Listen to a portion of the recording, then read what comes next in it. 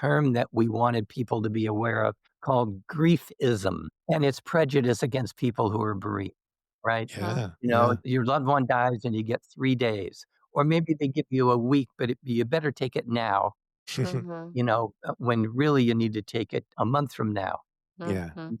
How really this prejudice against people who are bereaved is built into our society. So we wrote a whole 10-page article on it, Wow. and it I think really resonated with a lot of people.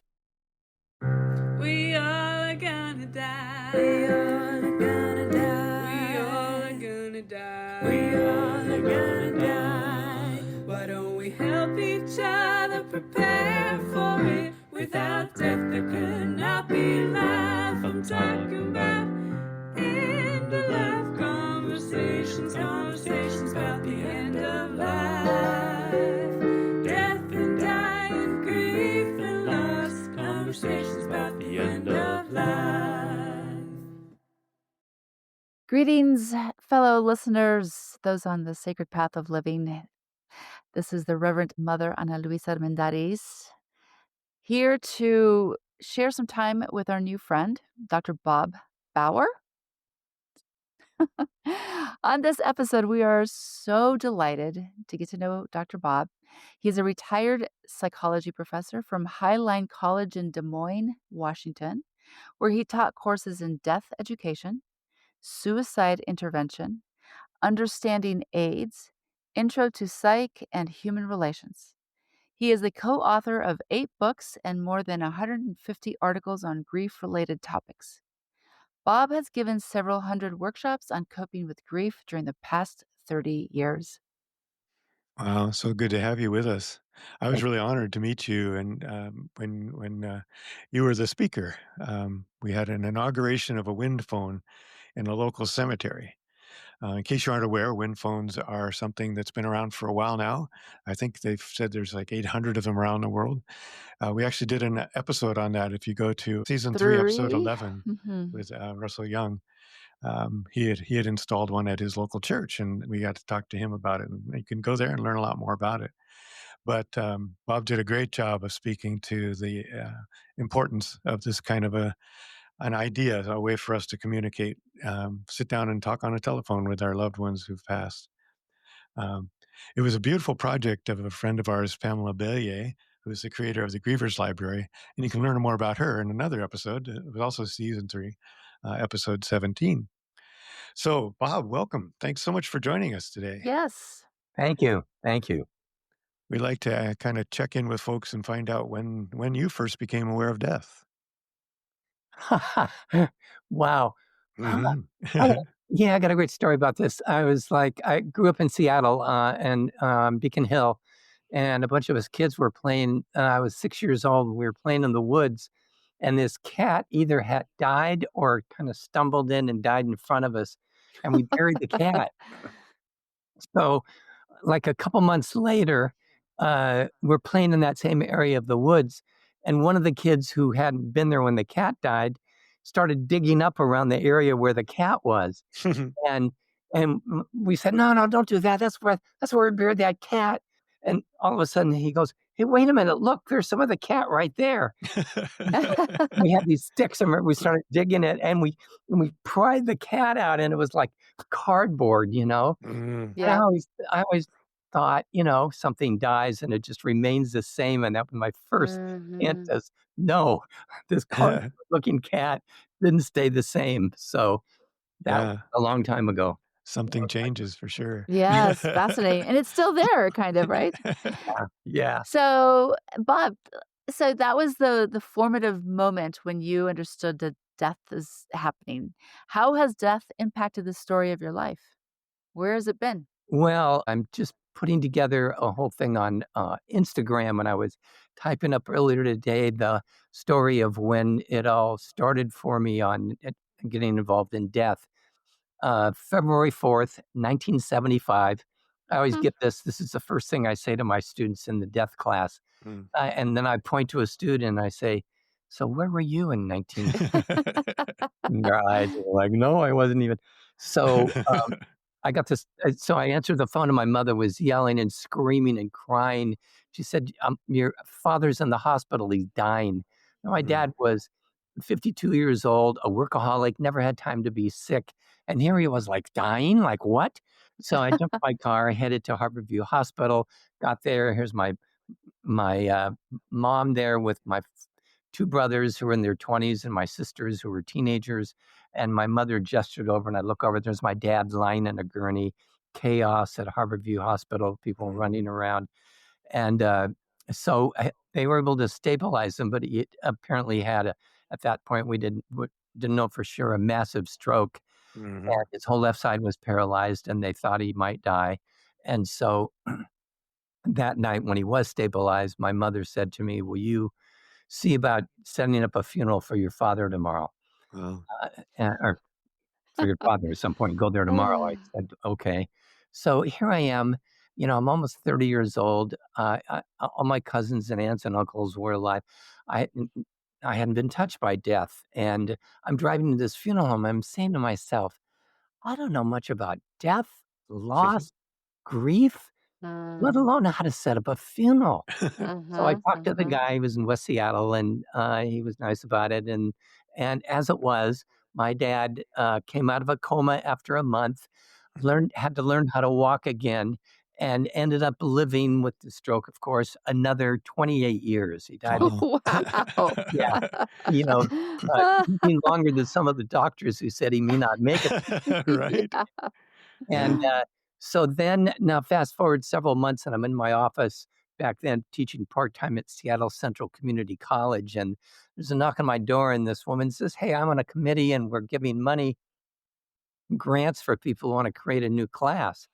And I said, "Well, I'm part-time here." She said, "No, no, it's open to anybody, write a proposal." So I did for teaching a class on death. She got back to me and said, "So the committee is really interested. How much, money do you want for this grant?" Now, I had just started teaching. I was so naive, and I said, "I don't know, how about, like, $400?" Oh my gosh. She kinda smiled and Oof. said, "Okay," and then the committee back said, "Yeah, we accept."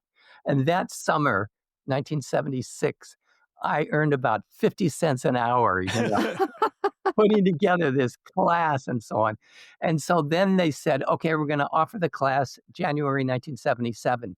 About a month before that, they said, "We're sorry, we left your class out of the quarterly." Oh, great. Back then it wasn't online, it was all paper. And they said, "We're gonna pass out a bunch of flyers and we'll see how the class goes." So now it's January '77. I walk into my classroom, it's a Wednesday night, there's nobody there. Uh-oh. I'm thinking, "Great. Here I did all this work on, putting together this class." And then this woman comes walking in and she goes, "Oh, your classroom's been moved down the hall." I go to Yeah, I go down the hall, 40 people are sitting there. Wow. Whoa. That was Wow. Woo. it. That Wow. started me on my whole career of teaching and getting involved in, Oh, helping wow. people with grief and loss and so on. That's my story. Mm. Oh, beautiful. That Wow. is amazing. That's great. Yeah, I was thinking, 50 cents an hour is kind of what most, professors, adjunct professors make, I think, actually. Yes. That's probably a pretty good wage. Yeah. That's why I said $400 because Yeah. it was about half of what I got for teaching a whole class. Right, yeah. Yeah. Well, also, the other thing that was funny that I thought when you were talking about your dad was it was sort of forced pre-planning, right? We always talk to people about planning ahead.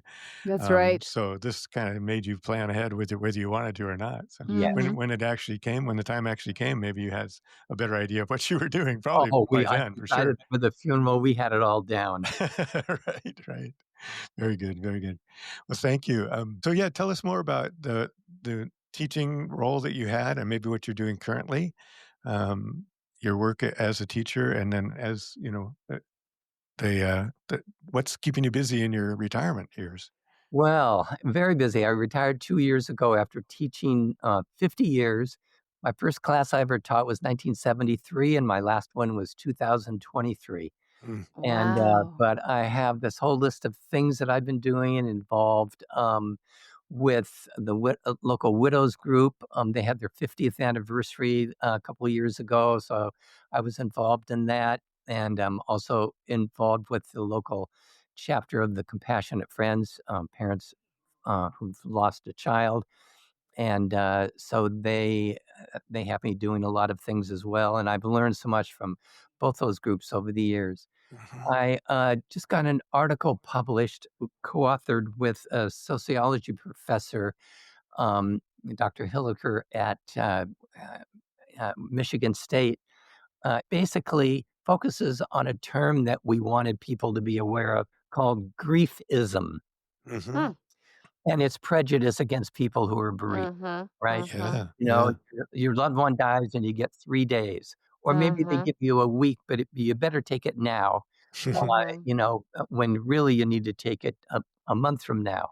Yeah. mhm, How really, um, this prejudice against people who are bereaved is built into our society. So we wrote a whole 10-page article on it, mm, Wow. and it I think really resonated with a lot of people, and I think we're going to be seeing a lot of it. And of mhm, course, I learned that from bereaved people themselves who they're Yeah. in the grocery store, their child died, 6 months ago, and they look over and they see a neighbor, and their neighbor's gone. Right? They don't want to Mm, right. mhm. all the Yeah. cliches that people say to them. And, in Yeah. movies, we don't see grief very, the Mhm.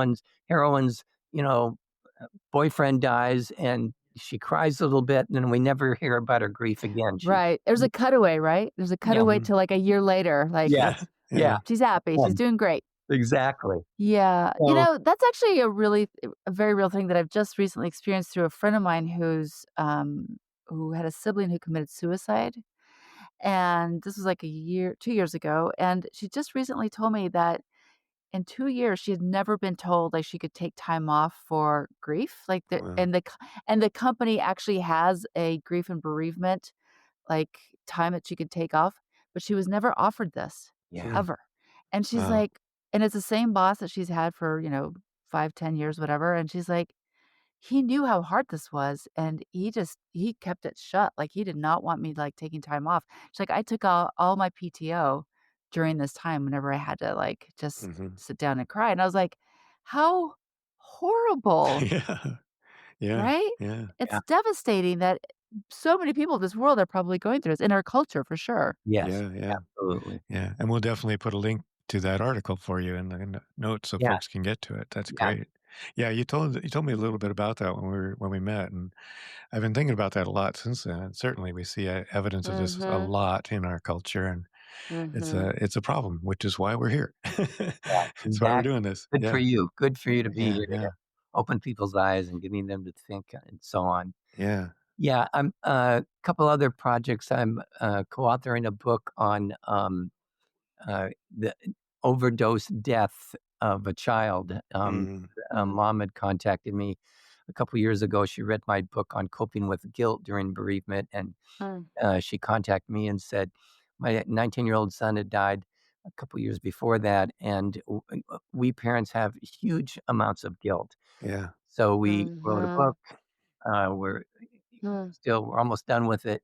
We had 30 parents who themselves had experienced the death of a child through overdose to contribute to the book, and Mm, it's really, I think, going to be helpful to a lot of people because it validates a lot of what people are going through. And it doesn't matter, yeah, how this child died, but especially if an overdose, all the rehab issues and the yeah. lying and cheating and stealing, and in some cases you don't know that your child was using, and in other cases you do, and all the craziness that goes along with that. So we're looking hopefully in the next year or so to get that published, and then great.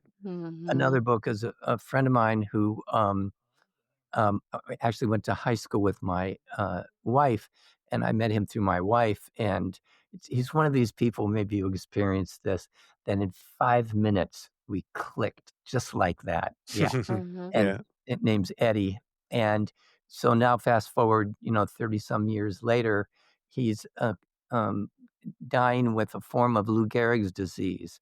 Lou Mhm. Gehrig's disease is ALS. What he was dying from was PLS, and he came to live with us. So I took care of him for a month, 24 hours a day. We found a group home for him and so on. And then a year later, he died. But in the meantime, I wrote a book about it. And, Mm, we loved this man and he loved us. And to watch him day after day want to die. He was 49 years old Mm, when he died. This is Wow. many years ago. So I'm looking to get that book published. mhm. I've sent it off to 19 book publishers, and that was 3 months ago. And I got rejected by 5 so far, but one. It So just takes one, yeah. yeah, cross fingers. Yeah. So Yeah, that that's that's kind of what those are some of the projects that I've been working on. So that's Oh, that's so cool. wonderful. Thank you for sharing those. I'm really looking Yeah. forward to seeing those get posted and sharing them with our audience too. Such Yeah. important work.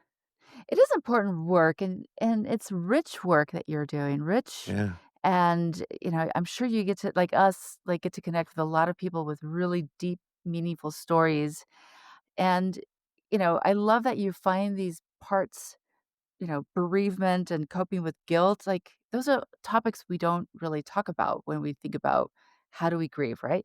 So, what are some of the challenges that you find when you're working on these different projects with these different folks? What do you feel like you come home and you're like, "This is an issue?" yeah, I when I first started in this, I thought that I would take home the pain that I Mm, experienced when I was going through tenure. The committee looks at what you're doing and how you're teaching and so on. And so they said to me back then in 1988, they said, "You're working with people who have traumatic brain injury. You're working with people who's death of a child. You're working with people who've lost a spouse." You know, mhm. and I'm saying, "Yeah." And then I saw worried looks on their faces, like, "Oh my goodness, is this guy? We just hired this guy. Is he going to make it?"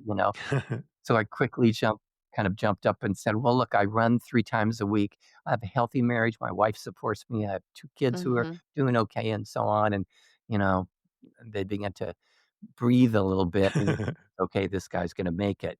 mhm, But I feel fortunate in that, I can hear people's stories and feel that, I can find some ways in some cases to help them out and yet mhm, not mhm, take it home with me mhm, as well. I've experienced my own losses, my mother and father, and my a couple of years ago, my niece at 35 years old died, and I feel very, very fortunate to be able to get back up again and help people. Mhm, mhm. mhm. That's great. That's so lovely. Yeah, I love that. And getting out and running, yeah, that's I don't run, but I walk.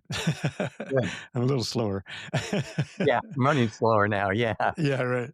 But I feel like that's yeah, for me, that's also one of the ways that I can just settle in and go sit Mhm, down by a creek or something if I need to. So thank you for sharing that. That's mhm, again, we always like to ask that question because people need to know there's a lot of ways to resource yourself, and it's really mhm, important to pay attention to that and not just blow through it like you're some Superman because we none of us really are. Mhm. Right. You're Yeah, right. so that's great. Is there anything that frightens you as you've been working in this world of death and dying for this many years? Is there anything that frightens you about the end of life? Oh, about the end of life? Yeah. No, I give out a, death anxiety survey to my students, and then I, you know, look at it myself. So there's like 16 mhm, different mhm, things that people would be fearful about death, Mhm. dying in pain, dying a violent mhm, death, um, dying without finishing, important things mhm. in life. And the one that keeps coming up for me, which I know is for a lot of people, is um, the, the thing that I'm concerned about is leaving my wife. Mhm. This woman, by the way, what's today, the 25th? 4 days ago was the 60th anniversary of our first date. Whoa. Yeah, Oh, wow. yeah, we were married 4 years later, but, I posted it on, Facebook and got a bunch of likes and all that. But this poor woman in a way who's, ended up marrying a guy. She married a guy who was a cashier at a grocery store. Married. We were talking about that last night. And so I went on and she supported me all the way through my education and all this and my career. And so once in a while we'll be in the kitchen and we'll look into each other's eyes and one of us will say, "I wonder who's going to go first." And when I tell my students that, they go, "Oh," I go, "No, no." It makes that Ah, moment more important, right? That we do mhm. Yeah, have each other. And she yeah. always says against me because she wants to be cremated. I'm not a big fan of being cremated, but she said, "Well, buddy, if you go first, you're gonna get burned." Right. Oh my gosh, I love you. I love you too. It sounds like the conversations in my home. Really great. Yeah, Yes. that's it. Talk about death. Yeah. Yeah, Yeah. my students Oh. in my death class will come back and say, "So last night, we were eating dinner and I said to my parents, 'What kind of funeral do you want?'" And they said, "We can talk about that." "Oh, it's a death class you're taking. We don't wanna talk about death." Oh. Yeah. So, again, good for you guys to Yeah, yeah. be doing this stuff because we need it, you know? We Our We do. society is do. not still not ready for it. When I Yeah. first started, the death class years ago, back in the '70s and '80s, I thought, by the time we get to year 2000, we'll have death education in every high school, maybe Mhm. even Mhm. grade school. They'll be talking about it in, we all Yeah. know. Yeah. Hasn't happened. No. Hasn't That's happened. right. Still reluctant. Can't Yeah. do it. Yeah. Yeah, and I'm so glad that you're doing that and that, that people are starting to think about it. It's starting to grow. We're seeing a little bit of growth in the discussion anyway, and this kind of thing helps a lot. And the classes Mhm. that you were doing and other places and the doulas that are out there now talking to people and um, teachers that are doing classes. And so, yeah, as you said, it's something that needs to happen and people need to think about it and plan for it. The more you planning you can Mhm. do and helping, and I love that you're having this conversation with your wife, and Luis and I are having that conversation with our families as well. And Aunt Luis always says she doesn't get invited back to dinner parties sometimes because I don't, because 'cause I'm the one who will be at a dinner party and, "Well, what do you do or what do you like to" I'm like, "Oh, death and dying," ah, and people are like, "Oh." right, Yeah. When I first started teaching the deaf class, I was at Seattle Central where they have a deaf program. And so when they said, "So what class you're teaching?" I said, "Oh, deaf and dying." "Oh, deaf and dying?" "No, death, death, death." Once Yeah. in a while, on the first day of Yeah. class, a lost student will come to my class and open the door and they'll say, "What class is this?" And I'll say, "It's a class on death." Boy, they're out of there quick. Yeah. Laughing like, "Oh, no, we don't wanna Oh, deal no, with thank that." you. So, yeah. Yeah. Yeah. Yeah. No, Have it's you found in your super work, fun. with younger people that they are less willing to talk about it, or are they beginning to be more People ask me in general, compared to 50 years ago, what are the students today? And, the students I get, of course, are self-selected. They wanna sign up Yeah, for a yeah. class on death. Some of them have taken other classes from me and say, "Well, I've taken this guy, before, it must be a good class." And it hasn't changed much. Hmm. They are as willing to talk Mhm. about it as before. The only thing that I find mainly different is before class, rather than them talking to each other, they're on their phone. Yeah. Yeah. So that's the big change that I've seen. But once they get started, they are as eager and willing to do the homework. I give them some pretty Mhm. heavy homework assignments. One of them I give is called a deathbed fantasy, where Mm, they Mhm. are required to imagine that they are on their deathbed with 20 minutes to live at the Ah. age they are now. And they Mhm. are then asked to put who, who do they want there? List yeah. all the people they want there. Who do they not want there? And what would they say to the entire group? And then what would they say to each person one at a time? Oh, Wow. so beautiful. Yeah. And one of the things I say to them is, "So here's your best friend standing at your deathbed. I Mhm. want you to say more than, 'Hey man, it's been cool. Later.' I all the things that you did with your best friend and are you Mhm. gonna tell him that you love him and so on?" And um, Mhm. so that's just one of the assignments, and I tell them ahead of time, this has about a 50% tear rate. About half of the students who do this assignment cry. So if you Yeah. have Mhm. tears on the paper that you submit, I'll give you extra keep credit. It's great that I forgot about this because when I volunteered for Denver Hospice, we had that as part of our training, and Mm. we had to write it down, imagine your death, who's in the room, what's going on, and, I mean, I did that, like, 15 years ago, and that story that I wrote in that hour is the story that I consistently tell my kids Mhm. to remember, "This is how I want to die. This is where I want to be. This is how I wanted to," Mhm. like, so it's become like this, like, ritual poem that I tell them all the time, right? So because it's so important, like, that is what I want, and Yeah, so yeah. Well, I love that, it's one of the things in, like, the class I do on end of life planning that I talk about a little bit, think about those things, but also I love the idea of maybe adding to the class, take some time and write this down, and Mhm, just like you made it an assignment. This is an assignment mhm, for between now and our mhm, next class, mhm. start Yeah. just write this up and think about this. And the one thing you said too, which I have found we found is very important, is who don't you want to be there? Yes. Yeah, Yeah. right. Yeah, right? That's 'Cause right. And at first I said, "Well, everyone should," and then my students started saying, "No, there's some people I don't want to be right? Yeah. Yeah. Exactly. there." Yeah, that often comes up. Well, do you have any other great examples of assignments that you give? Yeah, Those are yeah. Here's a good one. This happened about 20 years ago. I was at a friend of mine's house for a Christmas party, and I had a Santa Claus outfit. So I went in the other room, changed into Santa Claus. Everyone's taking pictures. So later on, I changed back, and this woman comes up to me and said, "You don't know me, but my sister and my mother took your death class about 5 years ago."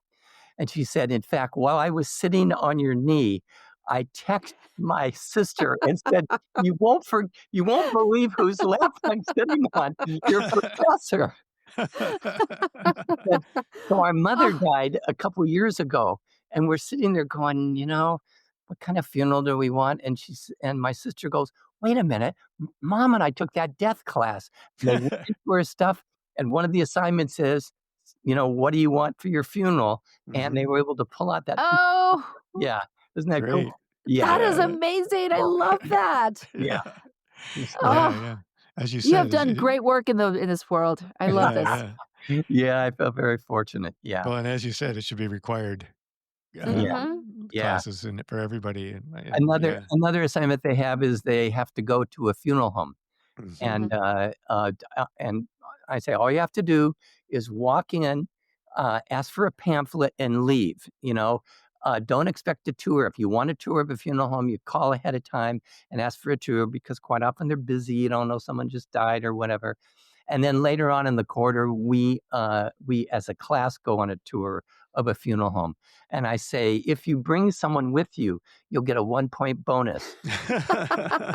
And yeah, and it's very powerful. Here we are in the casket selection room, and here's this student, 20-year-old student with her mother and father, and as they Mm, Ah, say, "What kind of casket do you want?" yeah, Father goes, "I kinda like that." I mean, powerful stuff. wow. Yeah, yeah. that's Ah, great. Yeah, yeah. so cool. Another Another one, to go to a cemetery, oh, and yeah. years ago, I had them do a rubbing, but now Mhm. everyone's got a phone, so I say, "I want you to go to the cemetery, find your favorite tombstone, and take a selfie," and I get stupidest pictures of them in front of some tombstone or whatever. I love I that. got a quick story with this one. A student came up to me when she heard the assignment and said, "I am so afraid of going to a cemetery. I wanna go.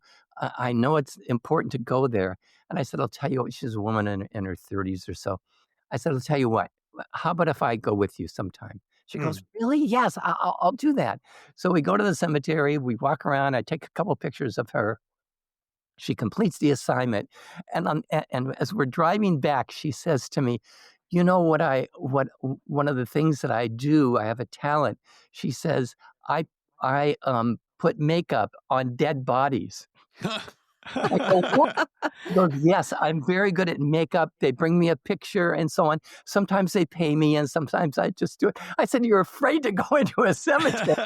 You can do this?" She's laughing like, "Yeah, true story."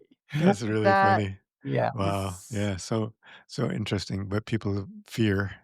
Uh, so yeah, we always like to give everybody a chance at the end to just tell us if there's anything you wish we had asked you about. Any other stories you'd Oh, like to share? that's a good question. No, I love the question, "How do you do this?" Mhm. And, um, um, I do have this good support system, especially with my wife to, listen to me talk about, some of the tough issues and sometimes cry because, you realize that, people hurt. Oh, I Yeah. do have a website. It's my name, www.bobbauer.com. They can go on there. And as you mentioned, I've written more than 150 articles related to grief and loss. I get a email from, one of the parents whose children have died and said, last night at our meeting, we talked about hatred because some of the people, their loved one was murdered or whatever. And so Mm. we thought, hey, let's call Dr. Bob and have him write an article on hate. So a Wow. lot of these articles that I've written are Mm. ideas that, people have said, and all my articles are like 2 pages, and people are welcome to download them and use them for any way that they want. So Oh, that's great. Mm. Thank that's you. Yeah. Wow. We'll that's all. definitely have a link in the show notes Mhm. so people can get to that. So that's excellent. Well, thank you so much, Dr. Bob, if that's the right way to, if That's fine. that's the way you prefer. Yeah. It's been a great pleasure getting to meet you, and Yes. we are looking forward to what's coming next. We have more wonderful guests next week, so I hope everybody will tune in for that. And so, what about this poem? Let's see if I've got it here. Yes. I've I've got it got here in it. front of me. Yeah. Do you want to Yep. read it? Or Sure. maybe sometimes we read them twice because they're so cool. So maybe we'll do This was a poem. I'm not a big poet. My daughter is, but she was impressed. "Hey, Dad, you wrote a poem." that. This is when my mother was dying, Oh. Mhm. in, May of 1991. She was 67 years old. She was in her bedroom, dying of cancer, and, my dad was it was starting to sink in that his wife, the dad who had the stroke, that his wife was gonna go. So, Mm, mm. Yeah, thank you Mm. for setting that up like that. That really sets the Mhm. scene. Yeah, go ahead. Okay. So this is by Bob Baugher, and it's called Staying and Leaving. Just staying, leaving. I watch him across from me at the dining room table as he contentedly chews red sauced spaghetti. Suddenly, with fork in midair, his stroke worn face freezes unblinkingly. Long saliva strands drip from lip to spaghetti plate below, tears well and silent screams from grief parched throat. In bedroom down, rug worn hall lay his wife, my mother, fading from his desperate grasp, her face frozen, no saliva, no tears, no scream, her pain ending his, just beginning. Hmm. Yeah, geez, that even gets me to hear that again. it's so well written, so beautiful. Mm, Yeah, and her face frozen, no saliva, no tears, no no scream. scream. Her pain ending, his His. just beginning. I got a quick story on that. A couple months after, my mom died, my dad for years, had been coming with me to go teach at Highline once, twice a week. So we're driving along, and I say, "Dad, you're a widower." His mother died when he was 6. I said, "You're a widower like your dad." I've have you ever thought about getting married again? He said, "No, no, not really." In the meantime, I had taken over all his finances and all that, and I see him more often after my mom died. And he said, "No, I don't think I wanna get married again." Then he brightened up and he said, "Besides, I already feel like I am married." I go, "What do you mean?" He says, "I feel like I'm married to you." Oh, we had a big laugh about it. That's great. Yeah, there you Oh go. my gosh. Yeah, substitute Oh, substitute that's wife. I so love it. oh, Yeah, that's so funny. yeah. Oh, I like your dad. Yeah, Yeah, yeah, yeah, yeah. and you, and your wife, and your mom for that matter. I Thank love you so much, Bob. I really appreciate you well, joining us today. I really, Yes. all the work you're doing is incredible and wonderful, and I'm looking forward Mhm. to checking out the website, and our audience Yes. will be doing so as well. Thank you so Yeah, much too. You're a delightful prof. yeah, I like yeah. that. I thanks. wanna go to school again. Yeah, it's really a compliment when people hear some of the things they say. I want to take your class, you know? Yes, Yeah, yes. exactly. Definitely. Yeah. Well, yeah. All right. Well, take care. Thank you All so right. You much. Thank too. you so Bye-bye. much. All right. Bye bye. Thank you for joining us today. Please stick around after the credits for our afterthoughts, and it helps our numbers if you stay until the end. We want to thank my children, Nate, Vivian, Nina, and her fiance Asher, for the excellent opening song, and a special thanks to our awesome editor, Sam Zemke, who is also a guest on our podcast. You can listen to him on Season 4, Episode 5. Also, thank you to Charles Heaston, the composer of the original music you are listening to now. And of course, thanks to you, our audience, and all of our amazing guests. Please come back next week for another great episode. Share this with your friends, family, and community. We hope you will subscribe and follow us on YouTube, Facebook, Instagram, Blue Sky, and Substack. Each guest's additional information will be found in the podcast notes. And of course, if you have a good end-of-life story to share, please reach out. We are always eager to hear from you. Again, why can't he be my neighbor? Yeah, I it want never to. fails. I know. I really just enjoy his voice and the life that he Yeah, has yeah. in sharing death and dying bits for so many of people. Yeah, such a radiance and presence and gift that he Mhm. gives to all his students and all the people that he's met and the people that he continues to work with. He's still working with people, helping out and being there, and the That's right. articles he's written. And so, wow, thank God for people like him. I'm looking forward to meeting more people next week. So, Yes, uh, may the goddess bless his journey so that we yeah, can yeah, get yeah, more of his wisdom out in the world. and ours as well.